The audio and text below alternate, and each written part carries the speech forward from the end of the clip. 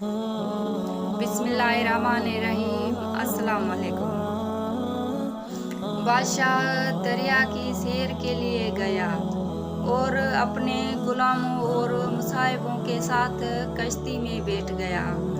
मगर एक गुलाम ऐसा था जिसने इससे पहले ना कभी दरिया देखा था और ना ही कश्ती में सफ़र किया था। उसके जिस्म पर लर्जा तारी हो गया और खौफ से गिरिया व जारी करने लगा।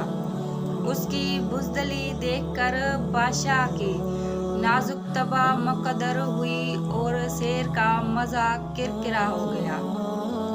एक दाना भी कश्ती में बैठा था। उसने बादशाह से अर्ज की कि अगर आप हुक्म दे दें तो इसे खामोश करवा दूं।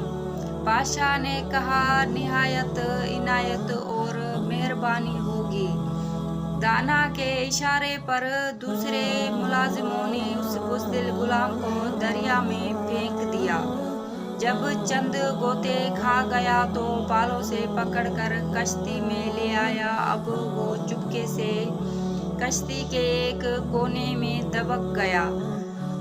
बादशाह को दाना की तदबीर बहुत पसंद आई। पूछा कि इसमें क्या हिकमत थी।